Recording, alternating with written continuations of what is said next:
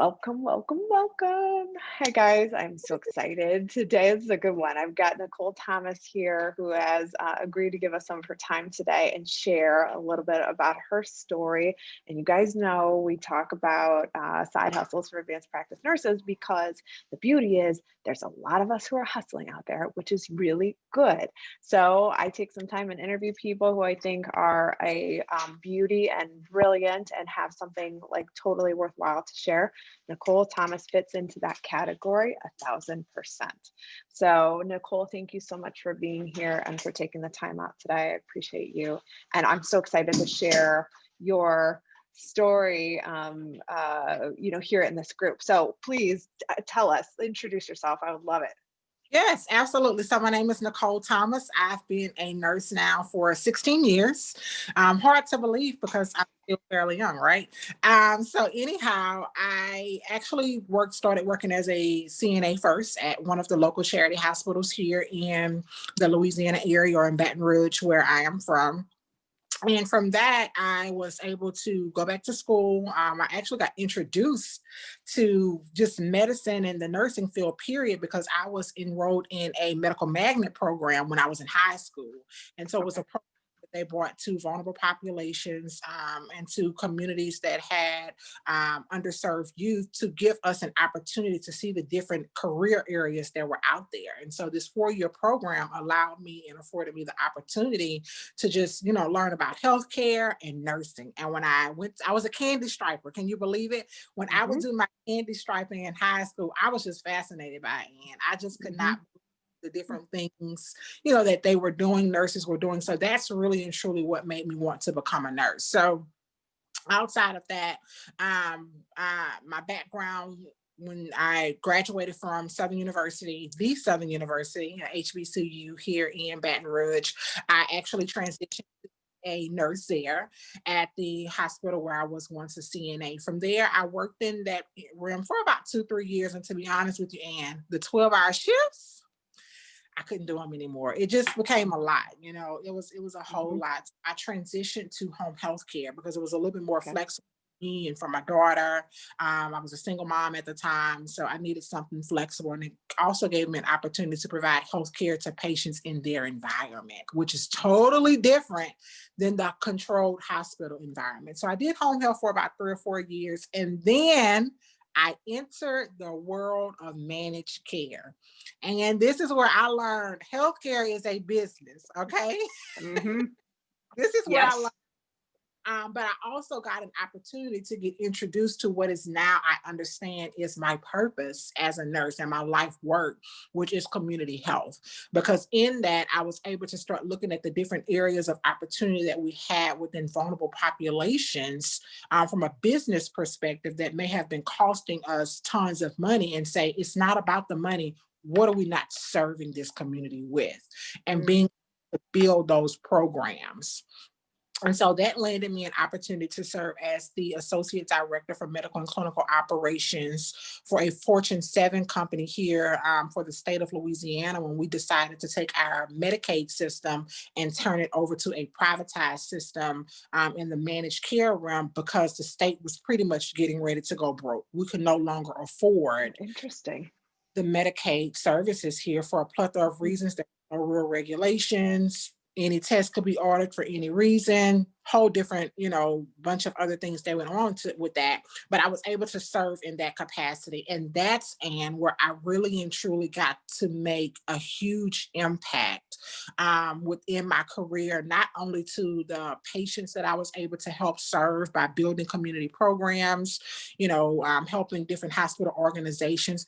But here's the key, and the life work that I'm so instrumentally proud of, is that I had an opportunity to lead a team of individuals and pour into them.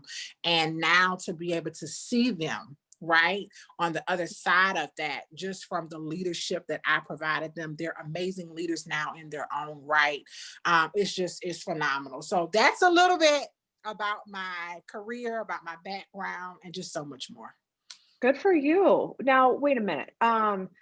Okay, hold on. So when you so you're in nursing, you're doing your 12-hour shifts. You're like, this isn't for me. I want to, did you always have that sense of community health was of interest to you, or was it doing more of the home health care? And that was like, oh, I kind of like this. I like seeing them in their environment, because you can get a real good picture of where people are, what their circumstances are, what their, you know, by observing, not by Yes. asking, by observing. So did you always know kind of community health was your kind of focused interest, or you were like, well, let me just like, where was your first nursing position when you were doing your 12s? So it was in a hospital. And it's so Okay. funny. It's so funny that you asked that, because the old Nicole would tell you, no, I didn't know that I like community health and that I was going to go into community health.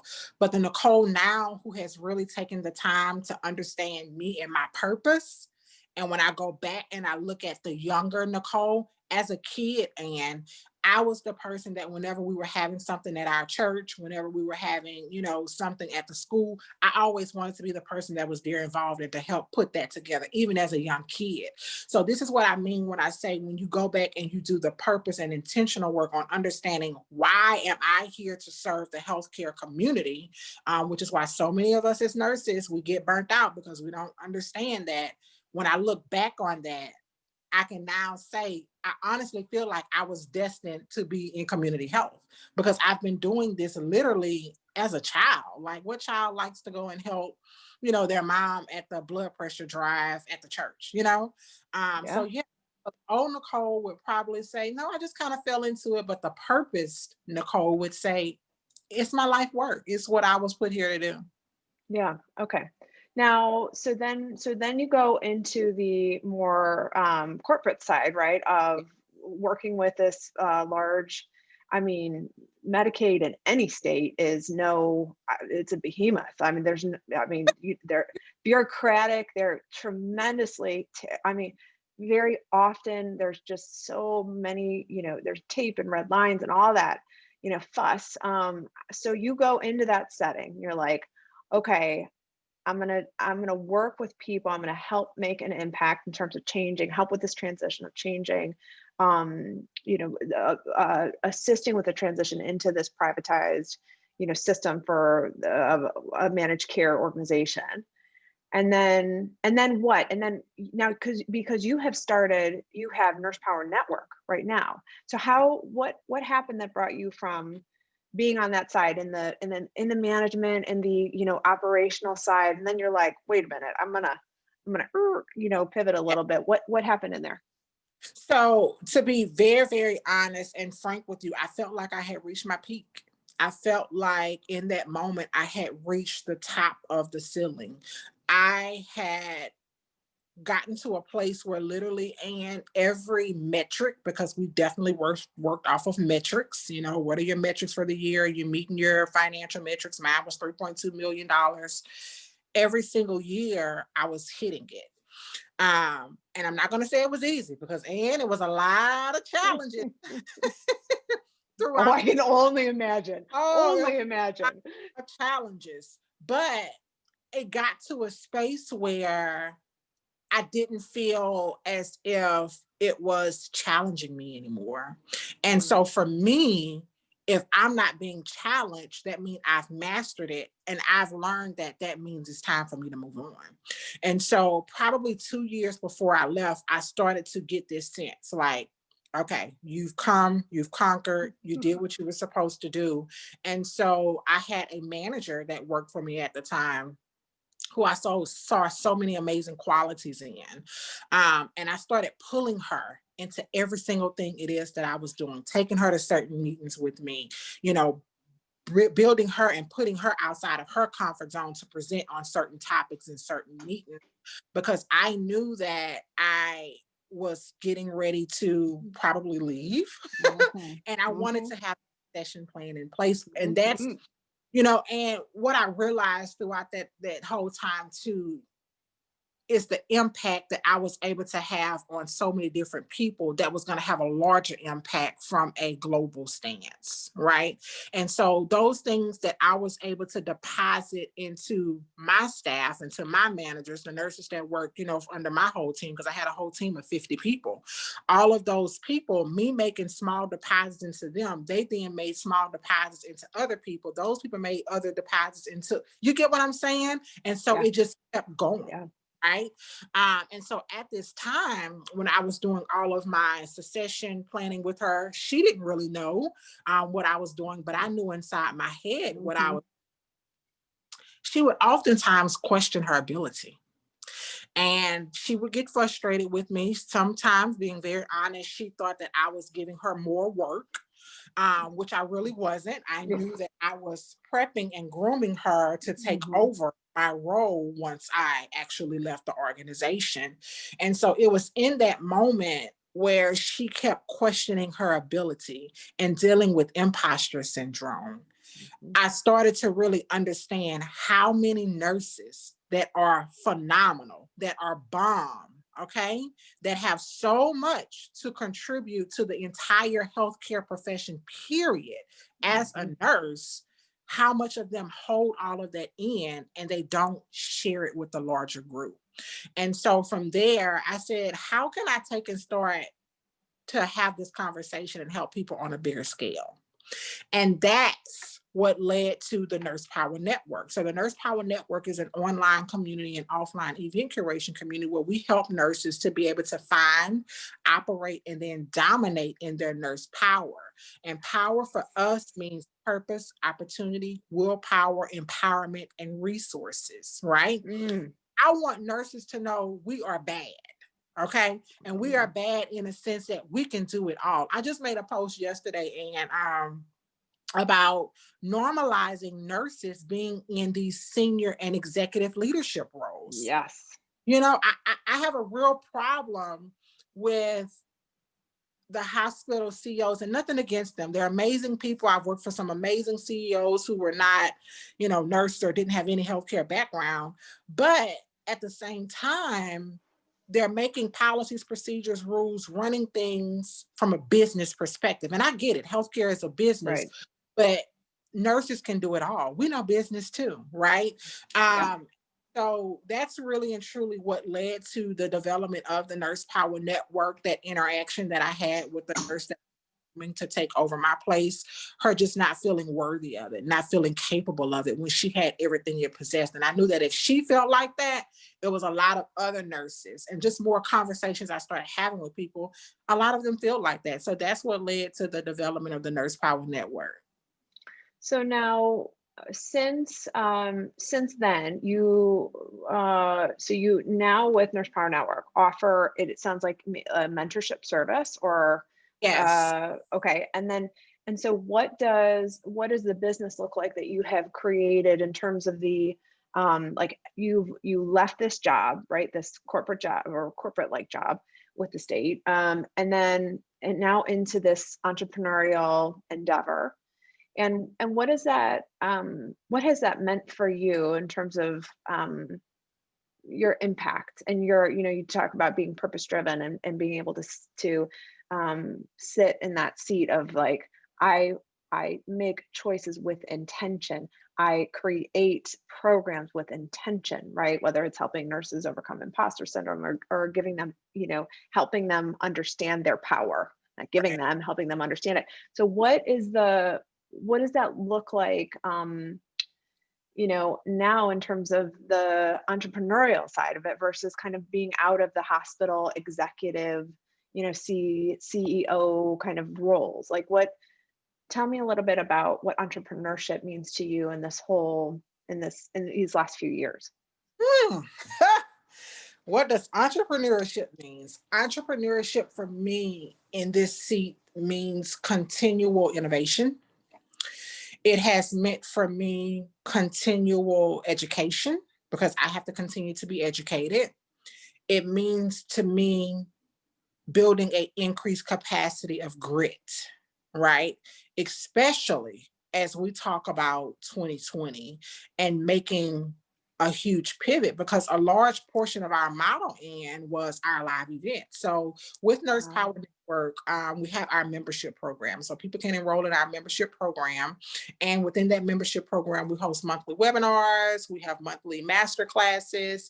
There's a ton of resources in there, you know, whether you're looking for professional development or whether you want to go down the entrepreneurial journey, we just have a ton of resources in there. But the other aspect of that was our huge event. So we put on these huge events, generally 2 times a year in Miami, then one in New Orleans in the summertime. And the purpose of these events is that we are intentional in that we like to bring nurses that are working outside of the norm, right? So we're bringing nurses that may be actual on Capitol Hill fighting for policy and procedure for healthcare professionals. We're bringing nurses that are global educators from a pharmaceutical perspective. No, they're not the ones out there, you know, selling the medications, because they have but those are nurses that actually have to go in and do the global education to larger hospital systems and provider offices. And so in these events, we wanted to bring these type of individuals to the table so that our audience who was attending the events can not only see and be open and know about the different areas of nursing that they can go into, but I'm all about action, and I wanted them to be able to get tangible steps on how I can do what she's doing. Tell me what you did, right? And so in that, a huge portion of that went by the wayside in 2020. Yeah. Right. As evident by the pandemic. So it meant a lot of pivoting for us on how can we still have this impact on our audience to be able to make this larger impact, especially during a time like now. And nurses are burnt out. They have worked more hours than they have ever worked in their entire life. The expectations, you know, the safety of it all. And so for me in that space, entrepreneurship really and truly, I see now it's all about how can I pivot, and how can I pivot to the current needs and the demands of the audience that I'm serving, and how can I do that while still keeping the integrity, right, of entrepreneurship in there and keeping my audience in mind. And you know, and it's not an easy thing. You know, entrepreneur, sometimes I'm like this, I'm way up here. And then by the end of the day, I'm way down here. I'm like, I'm done with it. I don't want to do it. I don't want to do it anymore. It can go from within a matter of a few hours. But glad I'm not the only one. But needless to say, it's always that one thing that comes back to help you realize what you're doing is needed and what you're doing is impactful. Whether that's a post that I make and somebody slides in my DM and say, that post you made today, that helped me. I was going through this. That post I made yesterday, so many people came into my inbox saying, I've been wanting to do leadership for so long. I'm just scared. I don't know how. So it's things like that that let me know that it's worth it in the end. So that's what entrepreneurship has meant for me in making this entire leap from such a corporate type world. Yeah. Yeah, good for you. And I think too, I wonder, you know, it sounds like you build communities. I mean, you know, you've always had a focus on community health, and now you're in a space of building communities yourself, you know, communities of support. And, you know, like, how can we get there faster, right? Like, we don't have, you know, I don't have to spend the time. I don't want people spending the time, right? And the energy and the frustration of trying to figure all that out. Like, let's do it. Let's get to it right now. Let's come together. Let's share a little bit, you know, which is the essence of, in my opinion, you know, community and why it can be so powerful, you know, in terms of helping us get, you know, continue, you know, in your words, with whether it's entrepreneurship or innovation or it's growth, which I think they're all intertwined. What does it mean to you to hustle? For me, I would say hustle for me is, when this doesn't work out, how am I going to change to make it work? I have to make it work, right? So if, and I'm going to be very transparent on here and talk about this. With the Nurse Power Network, one of the things that we did for the holiday season was put out our holiday collection, which included a Nurse Power brunch box, because we really and truly wanted nurses to take on self-care and luxury. We need to take care of ourselves. So we put together this entire campaign and made this phenomenal product. And so when we initially got ready to launch that, we had a lot of barriers and challenges that we faced with that due to production issues, manufacturing issues. COVID-19 has definitely caused a lot of different barriers surrounding that. So in that actually threw off a large portion of our whole entire marketing plan, right? To be able to bring this to market to our audience. And in that, I had to, myself and Misha, we had to think of different ways that we could make this work. It has to work. What are we going to do? This is the problem. So for me, hustle means identifying what the problem is early on and not just sitting on it, finding a solution right now so that we can go ahead and continue to move forward. And I never forget when I was serving as an executive leader for the last corporation that I worked for. I went to a intense, they used to do these really, really intense executive leadership workshops with their executive leaders. And so I went to this particular conference. It was out in, was it Milwaukee? No, it was in Minnesota. And we went to Minnesota, and the CEO of the organization gets up there and he starts talking about hustle. And one of the things that he said was, you know, giving us the predictions and everything for the organization and where we were going. He said, I want us to hit the wall hard, hit the wall fast, and get back up. That's how we hustle. If you're going to hit the wall, I want you to hit the wall with something that's worth hitting the wall for, not anything that's of mediocrity. If you're going to take a risk, I want you to take a risk. If you hit the wall, oh well, you took a huge risk. You're going to hit that wall. You're going to hit it fast. Don't wait until 2, 3, 4, 5, 6, 7, 8 months down the line and say, oh, this isn't working. Hit it fast, revamp, and get back up. If you got to hit it again, do it again, and keep the process going. That stuck with me. And so when I think about hustle, that's what I think about hustle. If I'm going to bet on myself, I'm going to bet on myself big. And if it doesn't work out, I'm going to hit that wall. I'm going to hit it hard. It was worth it. I'm going to hit it fast. I'm going to come back to the table, evaluate what the problem was, and I'm going to keep moving. Yeah, good for you. Okay, so if you had then to give someone, you know, I usually ask for any pearls, you know, just knowing your background and your experience, you know, what pearls would you give or nuggets of wisdom that you've come across, just like this last one, hit the wall, hit it hard, hit it fast, and get up and get on, you know? What other pearls would you share with people that have been, you know, instrumental to your success? And then the other portion I would love if you would be willing to comment on is, you know, what role does faith have in, and that's faith in whether it's God or the universe or a faith in something that's bigger than you. What role does that have, if any, you know, in your process? Yeah. So pearls that I would give to anybody who's just going through the journey, whether that's the journey of building something, whether that's a journey of, you know, developing your career, whatever it is, your mindset is the most critical element that you will have to work on. It's not your business plan. It's not your goal development plan. It's not your financial plan. It's not money. Not money. It's not money.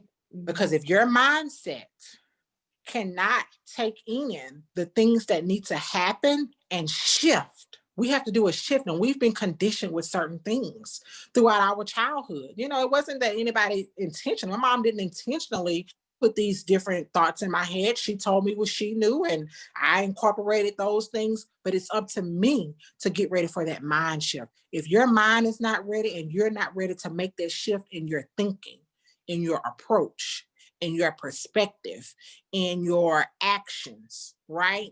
Nothing else is going to work. You can have the best business plan. You can have all the money in the world. All the money. Yep. All If the mindset is not there, and I'm telling you what I know firsthand, if the mindset is not there, it's not going to work. So I implore everyone who's on any journey, whether that's entrepreneurship journey, whether that's, starting a side hustle, whether that's developing their career, whatever it is, work on your mindset first. Every single course that I do, or every single course that I teach live, in person, whatever, put together, develop, there's always going to start with mindset. It's going to start with mindset. And here's why I always start with mindset. And I want to leave them with this. One thing that everyone has to know is that in any situation, in anything that you're trying to do, the game is going to test you. Okay. It's going to. It will. But if you have the mindset and you have started to develop and change your mindset, when the game tests you, you won't fold. You'll be able to stand on that, right? So I want to make sure that they know that work on your mindset. Everything else will come. When your mind is good, you're able to go after those different streams of income. You're able to think through processes that will bring in additional revenue. You're able to think through how I can budget my money. You're able to think through how I can become a better mom, dad, father, employee, employer, whatever the situation may be, right? Yeah. A pearl of wisdom. And then when we talk about faith, oh, Anne, faith, and I'm going to share something on here that honestly I have not shared with anyone, and other than my closest immediate family, my mom, my husband, and my very, very closest friend.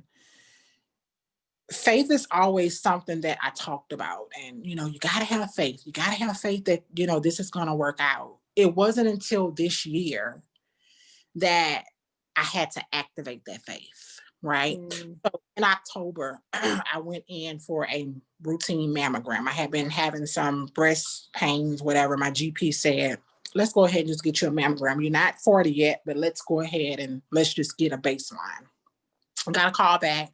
Hey, we need you to come back in for a ultrasound and a repeat mammogram. Okay, we saw something in one of your breasts. So I went back in. I'm thinking, oh, it's nothing. I'm a nurse. I know it's probably just a cyst. Oh, it's good, right? Yeah. So the radiologist comes in and say, hey, I would like to do a biopsy. I see something. I know it's not a fluid filled mass. It's a silent mass. I would like to do a biopsy. So at this point, I'm getting scared. I'm like, okay, what is going on? Tell me something else. More than scheduled the biopsy, came home, and this is at the end of October, the last week. I think it was the last Wednesday of October. I came home and I cried. I was scared out of my mind. That Friday, I was scheduled to go to Atlanta to shoot a content promo shoot for the Nurse Power Network for our holiday collection. And I kept telling my mom, I just don't know if I want to go. I'm just not in the mood. Like my whole world, I felt, had just shifted because of this news. And, I didn't know what was going on, right? The first mind cancer, right? Yeah. So a friend of mine was like, you need to go. Just go. So I went on the trip. I left that Saturday morning. I did a one-day turnaround trip. I literally left and caught a flight 6 o'clock in the morning and came back that later on that night. And so that morning when I left, I just wasn't in a good mood, and my husband had to leave to go to work, and I just kind of told him, bye, I'm gone. And it's never what I do. I always, give him a kiss, hug, I love you. And I just left. And so when I got to the airport, he texted me, he was like, your attitude is not in the best place, and blah, blah, blah, blah, blah. And so I responded back, and I just kind of went off. I'm like, you don't understand. I'm going through blah, blah, blah, blah, blah. How can you tell me this? And he responded with this simple thing. Where is the faith that you talk about? Where is the faith that you talk about? That's all he said. And when he told me that, I had this sense of peace that just came over me, because I realized at that time it's one thing to talk about it, but now I had to activate it. I had to activate regardless of what the outcome was going to be, that I had to push through that. Right. So long story short, continue to push through that, went for the initial biopsy thinking, okay, once we get these biopsy results back, everything's going to be good. They're going to tell me what it is. They're thinking it's this fibroid myoma. They're going to tell me what it is and it's over with. Well, results came back. GP called me. We want to do surgery. We need to remove this. This could possibly be something else. Faith. And I've never had to activate my faith in everything as much as I had to activate my faith the last 3 months of my life. I had to activate my faith in my health, activate my faith in my business, activate my faith in my professional life, because to the outside looking in, nobody knew because I kept going. Nobody knows. Yeah. Literally, and the first person publicly that I'm sharing this with, literally, right? Nobody knew what was going on. And every day that I got up, I read Psalms 91. I read Psalms 91 every single day that I got up to remember the promise that was made to me. And this is the faith I had to stand on. Right. And so, you know, long story short, I literally just had surgery last week. Everything. Oh, Nicole. Oh my goodness. I did go back yesterday for my final results. It was benign, but it's still something that they need to watch because it was a very, very, very rare tumor that they found. But it was benign, so I'm going to take that. She still wants to watch everything. But the point of that is to answer your question. You talked about how much has faith played a role. The last 3 months of my life have been faith, period. Period. I did not know. Some days I didn't want to get out of the bed, right? But I knew I had these obligations. I knew that I had this product launch coming out. I knew I had all of these other things. And it was my faith every single day, right? And it was just so intentional how everything lined up when we talk about faith. This sense of peace came over me, Anne. And after that sense of peace, I said, it is what it is, because I know my faith is going to carry me through this. So the activation of it versus the talking of it is two separate. Holy moly. Yeah. You have to activate it, right? Yeah. So yes, I activated it for the last 3 months. So to answer your question, faith is huge in everything that is huge. So I want everyone listening to this to know that your faith, you have to activate it when things look like they're not going to work out, when that fear creeps in, because fear is going to come. It will. Do it afraid, push through. That's where you activate that faith. And I don't care if it's mustard seed faith, this much, activate it. Right. Yeah. This is like having faith and living in faith. Yes. And there is a difference. There is a difference. I know now. Yeah. I know now. There is a huge difference. Yeah. Yeah. Oh, well, thank you for sharing that. I thank you for sharing that story and that piece. I can't imagine what it feels like to go through those moments. And I'm glad to hear that you're it's behind you at this point. And I'm going to send some prayers for a healing and restoration and peace and continued benign results coming your way.